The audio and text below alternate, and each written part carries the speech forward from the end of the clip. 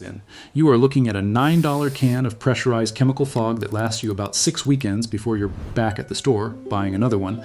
Multiply that by every household in America every summer for the next 10 years. That's a market projected to be worth over $7 billion globally this year alone, and roughly $1.3 billion in the US market by itself. And here's the part they don't put on the label. One specific plant, the kind sold in a 4 or 6-pack at almost any garden center, has been shown in laboratory testing to outperform the active ingredient in your bug spray. Not help a little, outperform it. By a factor of 10, you don't need a subscription to bug spray.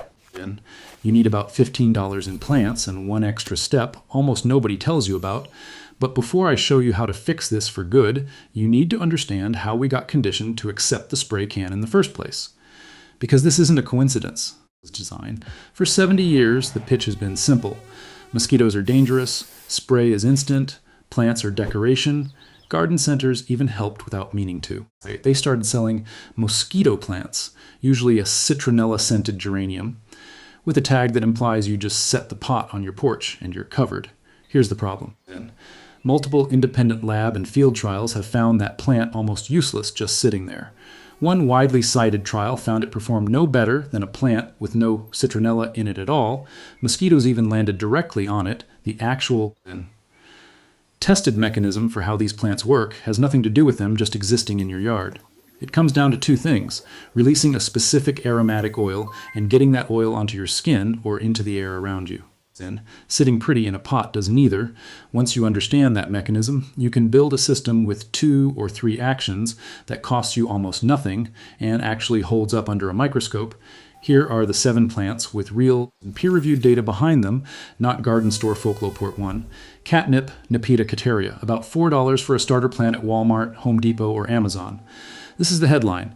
Iowa State University researchers found that nepentolactone, the oil in catnip, was roughly 10 times more effective at repelling mosquitoes than DEET in lab testing. A 2026 field study in Uganda backed this up outdoors, finding that a 6% catnip oil lotion performed on par with 15% DEET. The mechanism, nepentolactone binds to the mosquito's odor-detecting proteins and scrambles its ability to find your point 2. Lemongrass, citronella grass, about 5/8 a plant.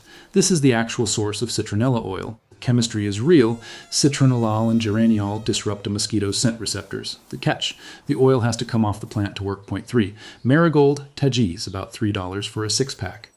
Marigolds produce a compound called terphenol along with pyrethrin family compounds, the same chemical family used in commercial insecticides.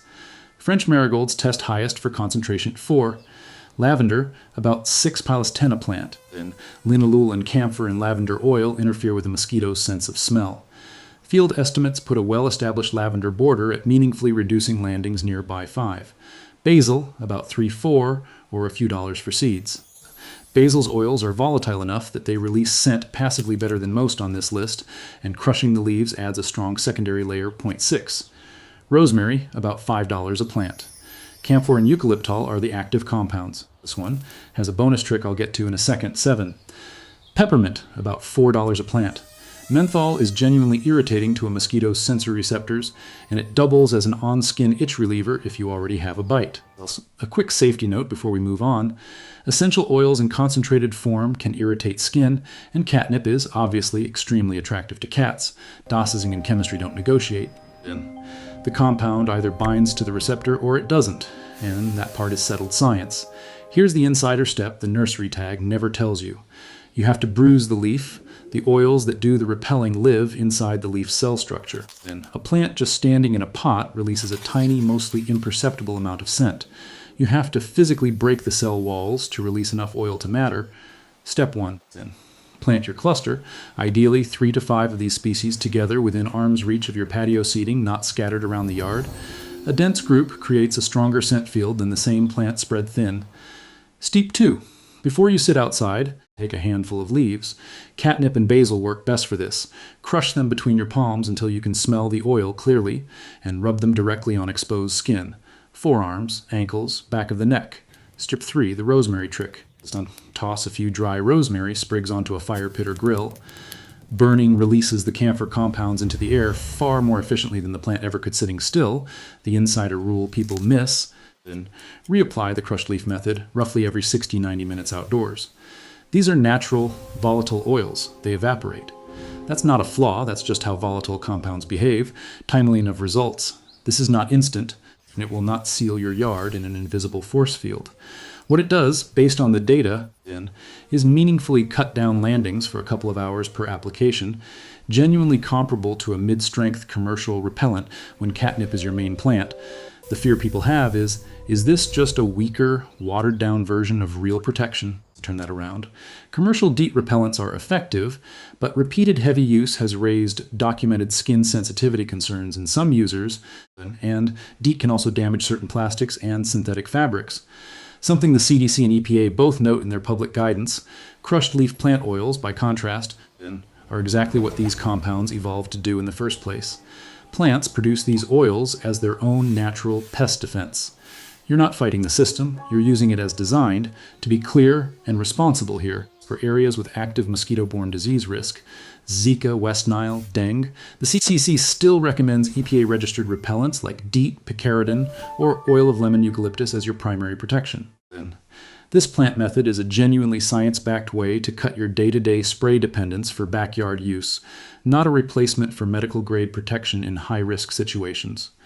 Let's do the math one more time. A multi-billion-dollar industry is built on you buying a new can every 6 weekends, forever.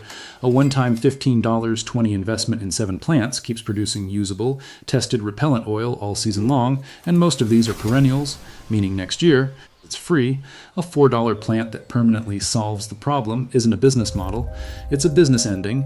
If this saved you money, hit the like button. It helps other people who are overpaying find this information too.